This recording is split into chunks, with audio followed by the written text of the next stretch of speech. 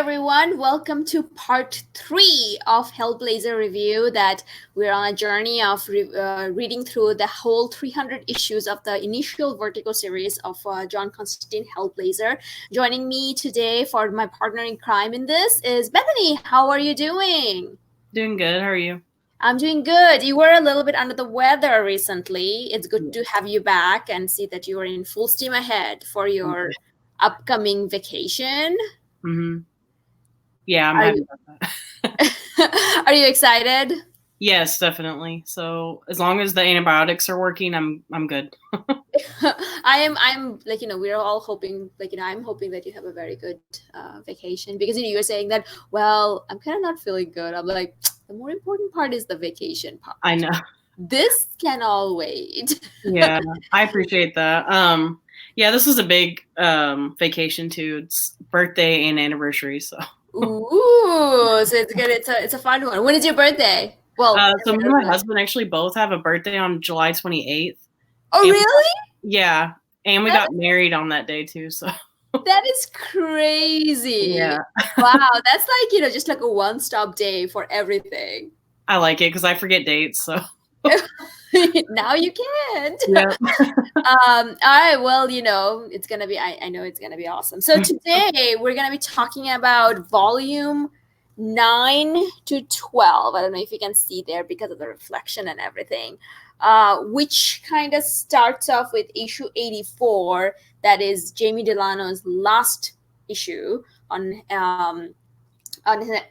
Constantine. Then moves on to Paul Jenkins until issue 128, and then the 5-issue mini by Garth Ennis, who we loved. We did the part 2, and then we really loved Garth Ennis's run. So he comes back. One of the other news that broke over the weekend, the weekend of that we're recording this show, is like Garth Ennis's run is getting omnibus treatment. Oh yeah. We made that happen, Bethany. I don't know about what you think. I'm thinking that we made that happen. I think it's awesome too, because I was really worried about the run, since they're not canceling the Vertigo line, but kind of like putting it all together as just DC. So yeah, so I'm kind of excited to see. I really hope they finish up this though. Yes, because the volume 21, I believe, came out this week. But then there is the volume 22 is scheduled for January of next year. Right. So, fingers crossed that that's all, that it's all done. That's what I want. Mm-hmm. And I'm not, as much as I would like to have this Vertigo to be like all the same, it's okay. I don't need that. I just need the run to be all done. Yeah, definitely. All right. Well, so before we kind of then let's just jump right in with this. What was your overall thought? I actually really loved it, and I was kind of surprised because I was worried what it was gonna be like after Garth Ennis, because everybody talks about how that's like the the best out of the run, mm-hmm. Out of the series. Mm-hmm. But and also too, because sometimes I try to stay off of Goodreads just in case I like it and other people don't. But because I feel like people were a little more critical of Paul Jenkins, but I really liked it. Okay. Yeah. So did you feel that this is like the same kind of Constantine that we have been following all this time, or do you think like this is kind of like it's a little bit different? No, I think he changed a lot, but I liked that. Right. Go for it. He kept the same formula of like, how do I say that? Like John's attitude is kind of the same. He's still got a lot of stuff going on where he's got regrets, but then he was able to literally and figuratively like separate his regrets from John. So that was really crazy. Right. So, and that's what I was going to say, because I feel like I'm beginning to see a pattern. So this is like the third writer that,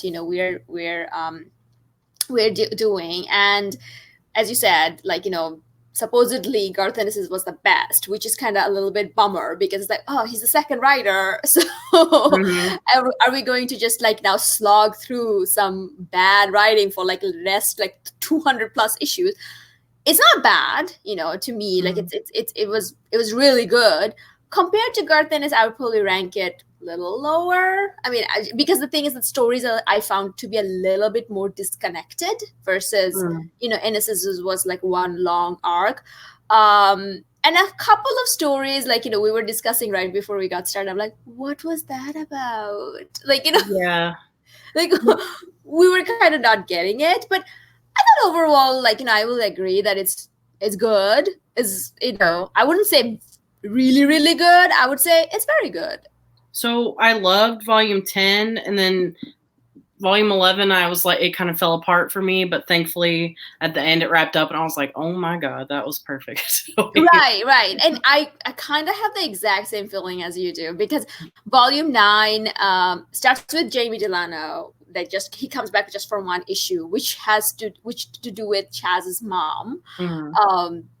A great issue. I'm like, because I was texting you, I'm like, what was this Delano when he was writing his part? And then Paul Jenkins takes over, and then there's like, John gets to travel to Australia for the first time, because typically he's always going to US, but now he went to Australia. And then I think it was over here that the whole separation happened. Like, I wasn't sure if it's like a more of a Paul Jenkins saying that this is something, I'm doing something new. So his love for Kit, all his regrets and everything, he just kind of tears that apart and then sends that version of him to hell in order to save a friend's son. And these are like, now he also has a new group of friends, which was not there ever. He found a new group of friends that just never leaves him alone this time around. It was the same demon, though, right? Say that again? The same demon that was messing with him, though, right? From all right. It's the same, like the first fallen that he was dealing with in the Ennis's run. However, I thought that this time around, First Fallen has some attitude, like in some character and some attitude. Yeah, and he looked different, which kind of confused me, but the art style is very different too, so maybe that was part of it. But yeah, he's a lot, like his attitude are you talking about for the demon? Yeah, definitely was a little different. Right. Yeah. Like, he has like he was what do you call it, like a worthier foe, I would say. Like, he's not like, kind of like, because I feel like in Ennis's run, like, this is the demon that Ennis introduced in his run, he was like a little bit baffled, like in a bumbling fool kind of way. But over here, he's like more in control. And even though, like, like John is a little bit ahead of him, he's more in control and getting having some fun. And he also, like, I guess, I don't know, we could just say for plot purposes, maybe he had more time to figure out how to like mess with John. That's true. Like, he's like, trickier. Like, he gets them a lot of time. Like, just not John have to think, because I feel like in Ennis's run he was like, nah, I got this, but over here he has to think a little bit. Yeah, and John seems a bit like less confident with dealing with the demon. In Paul Jenkins' run, I felt like, until the yeah. And the thing, I don't know. So overall, because I feel like one of the things that Paul Jenkins introduced for John this time around is like he's like a little bit more patriotic about England. Like, did you feel that way? I'm gonna be 100% honest with you. I think some of the politics in this stuff, like, because it was all like English politics, I think it went over my head a little bit. So maybe I just like ignored it. Yeah, possible. Like, I mean, because I'm like, because he kind of speechifies about England a lot more, or things that are happening, because especially there's like this one tree, like, tree demon. I wasn't quite sure where. I think like you mentioned that it's probably from like Irish folklore or something. Yeah, so I did notice he does like to bring up Celtic, like references, like Celtic gods.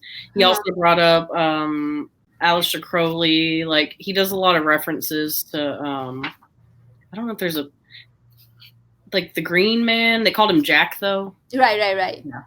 Yeah. So the thing is, like, there's like, there, I feel like there was a little bit more speechifying about that. And I'm beginning to see a pattern with this, like, because third time, it's like, okay, third time is a pattern, is that there would always be like a group of friends that John gets at the beginning. They follows him through this thing. Most of them will have some, like, will get into a lot of trouble because they are associated with John. And then John goes to America for something. That happens, and then he comes back, and then somehow this all falls apart. Even though he's happy, he's unhappy. Then it falls apart, and he's unhappy. And and I think you always leave him at like that. Was most of that in the third volume too? Because he did actually go back to America in the third volume, I think, with his girlfriend. And right. Third or fourth, I think it was 12th. Like, when we say fourth, I mean by the writers, but I'm sorry, yeah. Yeah, by the 12th volume, it does happen. And one of the things that didn't happen in that was a surprise. His friend didn't necessarily die. His friends didn't die, you said? Right. Yeah. Well, and too, like, Chaz is definitely a mainstay, that's for sure. Chaz is like the only constant in his life, but the thing is, like, I feel like he has like more of a step back. Like, he went back to being a driver again. Like, who just. I see what you're saying. I think he was scared though, because especially like in the third volume, which that was the one I liked the least, because you said that was like a 10-year anniversary edition or something, right? No, the last issue. Oh, okay. Well, a lot of the plot in that one had to do with like his girlfriend and other people that were close to him, and I think he was really scared of them getting hurt again because of everything that's happened to him in the other volumes, and so he tried to distance himself.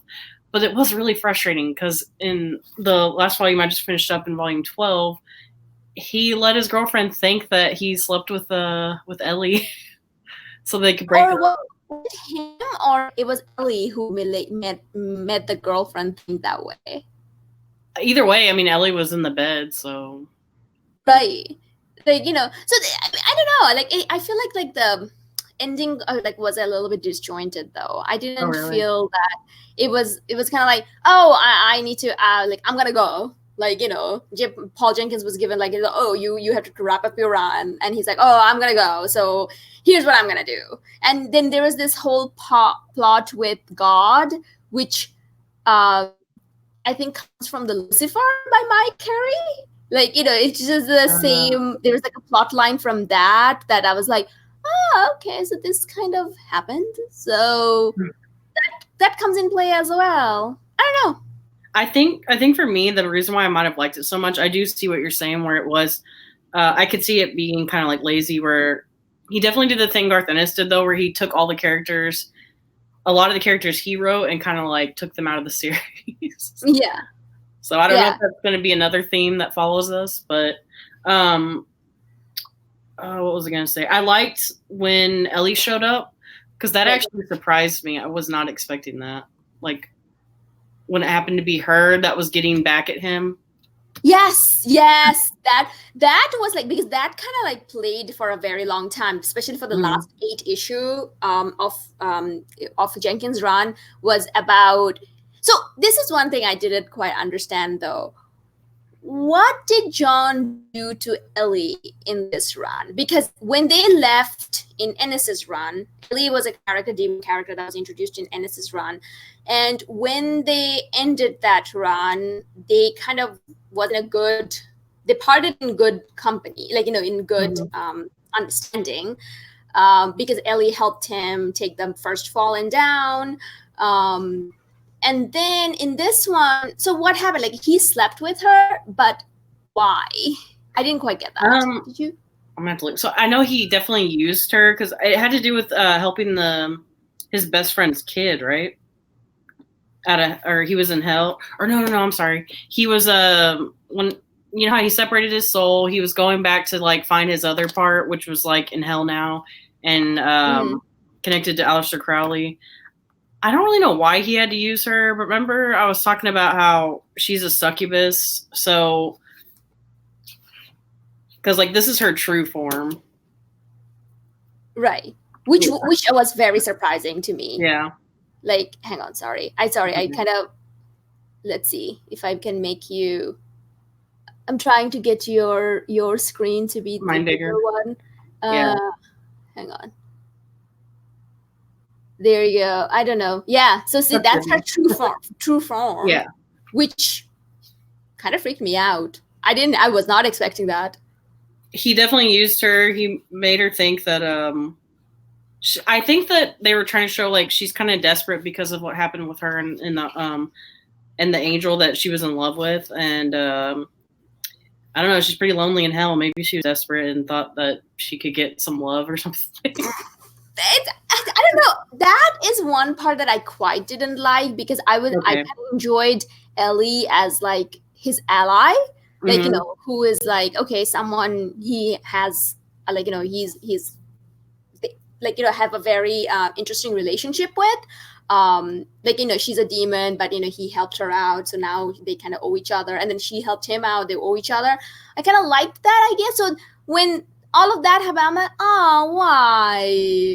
Yeah, and also too, it goes back and talks about how he left like the scar, which was like a sigil on her body, and he used that because she can't hurt him. So if he ever like, she can't kill him or it'll kill her too, or something like that. So it led up to her, he was gonna do something to kind of take advantage of her anyways, it seemed like. Right. I think, like, you know, he put added his blood to the sigil, and then the sigil protects her from, like, you know, from hell to find her out. And so if something happens to him, that magic stops working. So you know, it just kind of like, you have to keep me alive, that kind of thing. And then she kind of gets mad at her. But still, I didn't get why that needed to happen. I thought that, you know, you probably got it more than I did, but it seems like... I don't know. I think I took it as that was his way of getting out of hell, but now that I'm looking at it, maybe I misinterpreted it. I don't know. Yeah. I mean, it doesn't matter at the end. So one of the things that I thought, like, you know, was my key takeaway from this run. Well, it kind of goes back to, like, you know, the whole 2-issue or 1 to 2 issue part arc of like a lot more demonic or like, you know, spiritual things that were happening, and John have to go and solve this. I really enjoyed the story with the soldier, like the soldier that couldn't go away, like his spirit was kind of haunting his girlfriend's or house or something. It was like in the neighborhood, right? Like, right, the neighborhood, like, and then the one with the dog that was, you know, kind of like a dog who was abused, and his, like, you know, I think the dog was killed in that apartment. But when his friend moved in, which was in the same apartment he lives in, his neighbor, they moved in, the dog was kind of making things difficult. So John had to go and help them out. So I kind of liked those stories, though, because there was a lot more of that.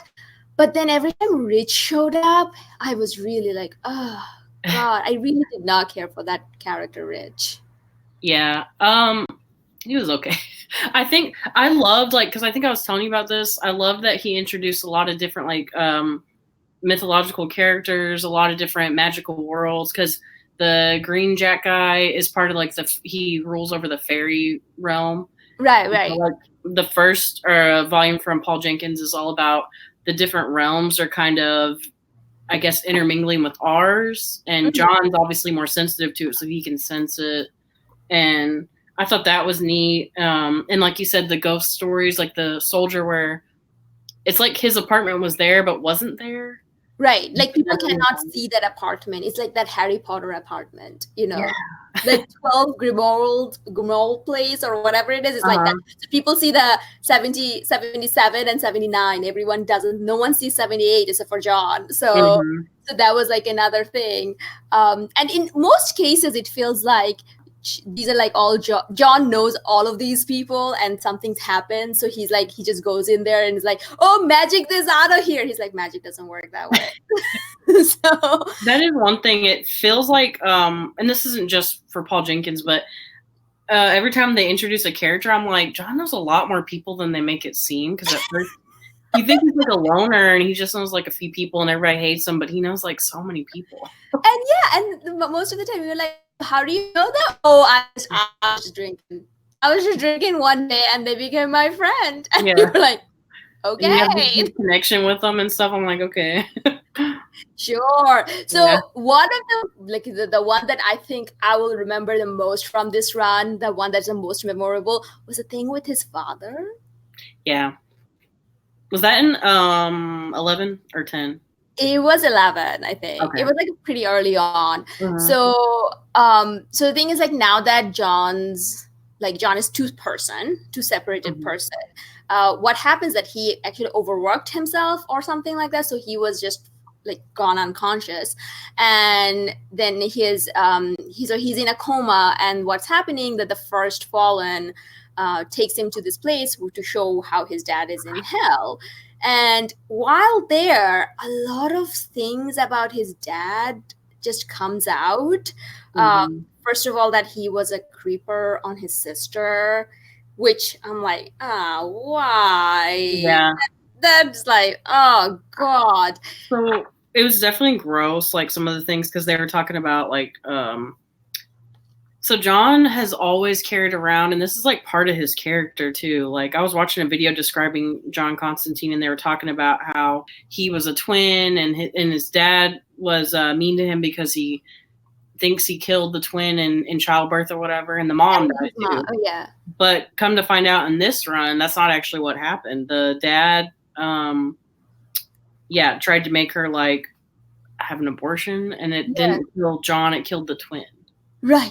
Like, I was like,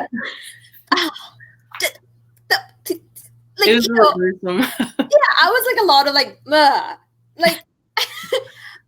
I don't know, because the thing is, John also has the guilt because a Family Man in Jamie Delano's run killed his father just to get back at John. So he was always guilty about that. And then there was like the whole thing about how he made like a curse on his dad, which wasn't letting his spirit die, and he had to go back and kill that, like, reverse that. So there's like all this guilt that he was carrying around, and now that he is guilt-free, or like all his bad part is taken away, he goes to this like dream world by the first fallen, and then the dad is just there, which is also like very weird because like there's all these hangers that were there.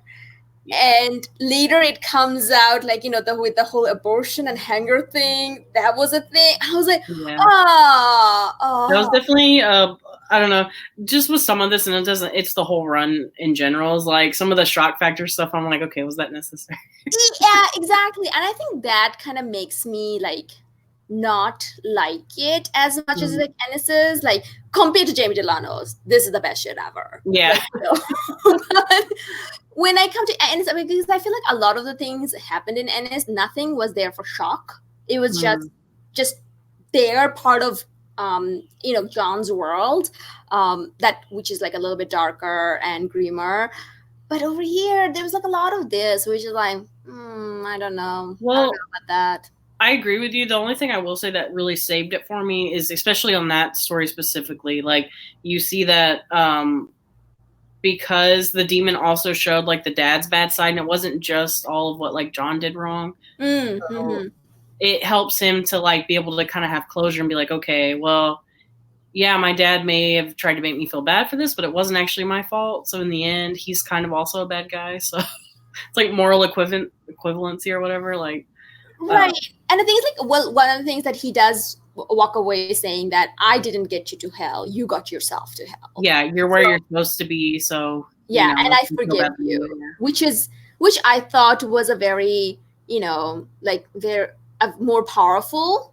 But I don't know whether all of this shock factor needed to be there. Like, why couldn't it be like, oh, John's mom was like, sick for something else and he died anyway, but then the father just constantly guilts them. Yeah, and stuff happens in childbirth, so it could have literally been anything. Right. Like, like it's something like that. Like, he was just upset that or maybe John could have been like, a child of like an affair, like, so that's why he hated him. So I don't know, something like that. But this double whammy of like, oh, he was a creeper for his sister, and at the same time he tried to force his mom to have an abortion, and I'm like, Well, the only thing I will say, I'm not saying that was the right answer, but I'm saying like maybe for effect, because he had to have probably written him as doing something pretty bad for John to be okay with him being in hell like that. Does that make sense? Yeah, probably. I'm not saying it has to be that, but right. No, I completely understand. Like, because I'm kind of like, okay, because it seems like there's always a theme that's left behind by a writer that the next writer picks up. So I want to see that what others do with this, or if it ever comes back. Because it doesn't look like there's a lot of retcon ever goes on. It's more like, we're just gonna move it forward. Speaking of moving forward, John also gets a girlfriend of the writer, I would say. Because every writer gets settles John with a girlfriend, which I'm like, why can't he be just single? And also Kit forever, I feel like that's the last, the only person John ever deserved, or to be with. So this time around is Danny, this reporter. What's your thought on Danny? I liked her. I didn't like her for him, only because I felt like she was probably this is mean, but she's probably like she deserved better. How about that? Right. Well, that's kind of like, I feel like Kid deserved better too. Yeah. I don't know. I just didn't feel anything special about her, or like the fact that there was anything real between them. I don't know. Yeah, I definitely see that. The only thing I really liked her story when they were talking about her ex-boyfriend. Did you like that one? Oh, yeah. Creepy, yes. That was great. Yeah. That was like once again, another one of those, But I was kind of going, I was like, yay, once it's her thing that's that's causing her to have bothering her, nothing to do with just because she's John's girlfriend, something's coming and attacking her. No, it was her things that happen in her life, a stalking ex-boyfriend kind of thing, which in and of itself okay, I mean, come on, seriously, this is the best that can happen. But on the other hand, it's kind of interesting thing, and they kind of have a sort of a fun relationship over there. But even then, I feel like they kept on what's his name? It was Paul Jenkins telling me, oh, they're in love, so you should be believing that. I don't know. I think I had I guess I kind of liked her too, because I felt bad for her in certain cases, like the ex-boyfriend, and then especially how they broke up, because John never told her the truth about it, but I guess he couldn't, because it was does she not? I don't think she knew anything about his magic stuff. I think he tried to keep it. That was also something, because I feel because she kind of always you never tell me anything, and I'm like, why are you still with him? First of all, and then the second of all is he never uses that in front of her, so I don't know whether she even knows. But then again, his friends always talks about it around her, so I don't know. Yeah, I mean, but I don't know, because I mean, think about her perception of things. Maybe she just thought they were just talking about stuff, because I don't know how many people in this world actually think it's real, or do they think it's kind of made up and only certain people can see it? I'm not sure. Yeah, that's also true, because I feel a lot of people just kind of treats him as the way we treat psychics around here, in real life. So Probably. I don't know. Chaz, I think, takes a supporting character role again, because in Ennis's run he was more in the central role. I would say he was more second main character. Now he's back to being just a driver again, which it was fine. I mean, I thought that I thought that that is the most amount Chaz can handle. Except at the end when Garth Ennis came back. Oh, right. I was just, that's the perfect segue, because I don't know, I was just going to wrap up Jenkins's first, but I don't know if there is anything more to say. This. Not really. All I would say is like I said on Goodreads, I was a little worried I might not like it, just because it's coming right after Garth Ennis. That's a really hard thing to lead up to. And I don't know. I liked it. I know there were some issues that I do agree with some of the things that you pointed out for sure. But I don't know. I guess I thought it was going to be worse. So, That is very true. yeah. So, I mean, what was the rating you gave it in each volume? Okay, so let me see if I can remember. For volume 9, Critical Mass, that was the first one he did. I think I gave that one a 3.5 to a 4. Okay. Volume 10, I really liked, well, I shouldn't say only. I liked the introduction of all the different magical like realms, all the different creatures. I also thought this one was the most cohesive as far as like keeping all the plot together. Because remember, this is when like the ghosts, like you had all these different stories of him being kind of like a detective almost. Right. Cool. Yeah. So I also gave that one a 5. Oh, okay. All right. And then 11 went down to a 3. Okay. I don't know. It just kind of felt jumbled. It didn't feel. I liked some of the stories of the girlfriend and I guess like his other different friends that we were introduced to. They were okay, but it just kind of slogged on. It was a little longer. And then 12, I really liked. I gave that a 4. I thought it was a pretty good ending for him. And then freaking Garth Ennis came in, and that was crazy.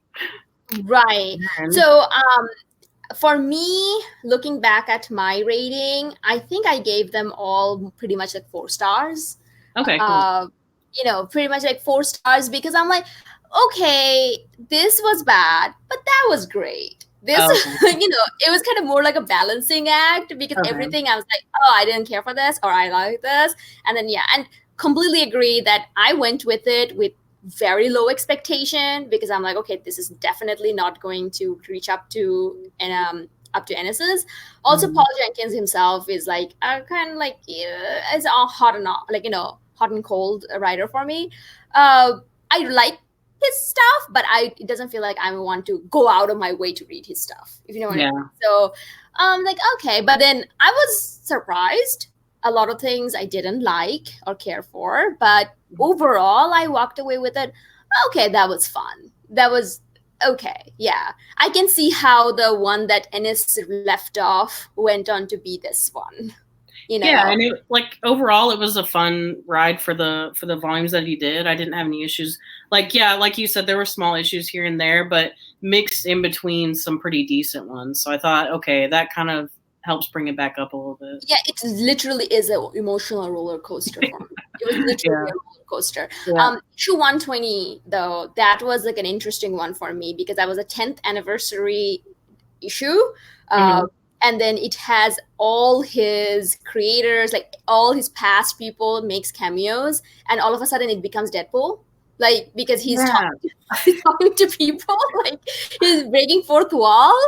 That confused me, though. I didn't dislike it, but I was really confused because, like he literally was it his girlfriend that had she had comics on the table that she was writing apparently, and it was the issues that we were reading, and I was like, right, really about that. Like the art for it. Yeah, and then he also makes little furnitures. That's his his secret. And a lot of the things were like Deadpoolish that I did not care for, but I kind of liked all the cameos that happened. Like this. Yeah, so there you go. Like that. Spoiler, but yeah, he's and then it also dedicated to one of the editors of him who passed away. I think last did issue 113, and then he passed away. So that was a guy that's in the back. Okay. Yeah, and Alan Moore makes an appearance in the shadows, and all Garth Ennis, Steve Dillon, every one of his writers makes cameo appearances, even though I couldn't tell who's who. But okay. That makes it more interesting, though. I didn't. Yeah.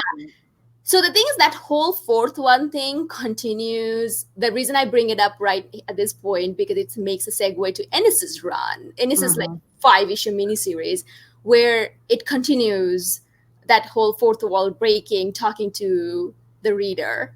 And so what did you think about this 5-issue miniseries? I loved it, but there was definitely a lot of Garth Ennis-y, what would you call that? I remember you told me there's certain things that are very specific to him, and they were definitely in this one. But I loved it. I thought it was really creepy, and it was awesome. There's a possessed little kid. No, it's a demon that's living in a body of like a 5-year-old, so it Right. stays 5 years old. Like the body stays 5 years old forever, I guess. So. Right. And so the thing is, this was like a mobster's child who was killed, and he kind of tells John, he gets John out of the mental facility that he was in after Newcastle. So it was like way back when. It's like, Ravenscar, I think. Yeah, Ravenscar. Yeah. And he's like, oh, well, bring back my son. And he's like, John in his infinite thing, just bring back a demon, put it in the child's body, and like, hey, look, here's your son. Yeah. And I thought that was perfect done from like what we saw in Jamie Delano's run, because I feel like this John is no longer there. He has grown up so much since then that current John would not do that. So this is kind of set in like 20 years later from that event, 20 or 15 years later from that event, where the child remains 5-year-old forever, and he's like becomes like more powerful, takes over his father's business and causes a lot of like weird things. And this is also quintessential Ennis in the sense like there is a very weird mob boss story. That's something he introduces in everything. I think Hitman has it, Punisher Max has it, Preacher has it. You're reading Preacher right now. Yeah. Preacher has it. This is like another signature Ennis, because I'm like, oh yeah, this is what that was missing from the previous Ennis run. That he's like, oh wait, I need to do this one more signature thing. You gotta let me come back. Yeah. and he have done that. So yeah, I mean, it was pretty much. It's not. I felt like this is like a lazy side of Ennis. That going for a lot of shock factor, but it's okay. Yeah, it was a lot of shock factor. That there were certain parts I was like, oh wow, okay. I'm usually not shocked super easily, but Ennis has a good way of really trying to push you. Right.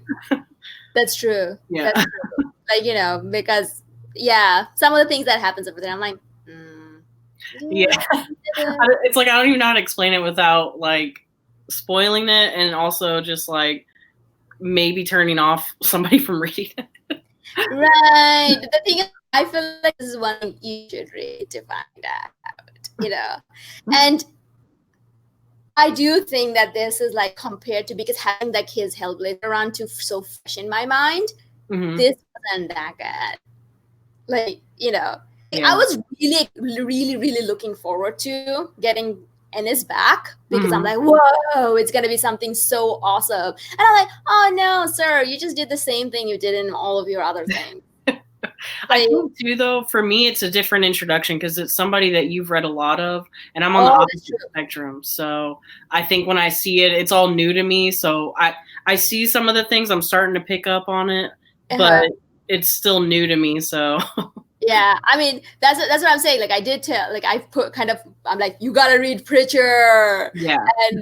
And then you're seeing some of the similarities, right? Oh, definitely. I'm like almost done with volume 2, but we're like also watching season 2. So. Okay. Yeah. Which is something that, we are planning on kind of going and reviewing the TV series and the comic book Preacher. So keep an eye out for that. But, anyway. So this a pretty short one. Like, do you think you have anything else to add? I don't know. I feel like we did a pretty good explanation. We didn't really go deep into plot, but I feel like for this one, it's something you probably, there isn't any, like, necessarily, because in Ennis's run, like Delano's run, I don't even know what it was, but Ennis's was like mostly like coherent, like one big long story that kind of goes from top to bottom. This one was like a lot of one shot kind of slumped together, and then one thing that's kind of keep on happening, which is the first Fallen from Ennis's run coming and taking revenge, and but it wasn't like all that cohesive and all that together. So in a way, it was mostly like, it was okay. It was like, it's fine. So next episode, which is probably going to be in 2-3 weeks time, and is going on a vacation, and we have some other things to catch up on. We're gonna be doing Warren Ellis. Next time, it's going to be Warren Ellis, who comes for like about 11 issues. Then Darko Macon. I don't know this person. Like, I don't know who this writer is, but and then Brian Azzarello, who is the second, like, one of three American writers to write John Constantine. So I'm kind of looking forward to see how John's travel to America goes this time around and what he learns from that, because this is going to be written by an American, so I want to see how his attitude changes. So that's like three tweets pretty much. So yeah, so let's see how that fares out. Anyway, so with that, thank you for joining us. I know this probably was a little bit, the way we reviewed it, that's how the book reads. It's disjointed. It's a little bit disjointed. So, I think like we kept up with the theme. What you say? Yeah, I think this one didn't require as much explanation. Garth Ennis, that was a whole different beast to tackle. So this one didn't. Right, and yeah, and we, looking back, I was like, oh, we should have done that in 2 parts. That was a long one. But anyway, so thank you so much for tuning in and joining us for this as we kind of carry on our journey. Thank you, Bethany, for helping me with this journey, because this has been an absolute blast to read this with you. Yeah, it's fun. I love it. Yeah, and then so we're gonna be back in 2 weeks' time with like the next 2 or 3 weeks' time with the next kind of chunk of it with Warren Ellis and Brian Azzarello's. Thank you. See ya.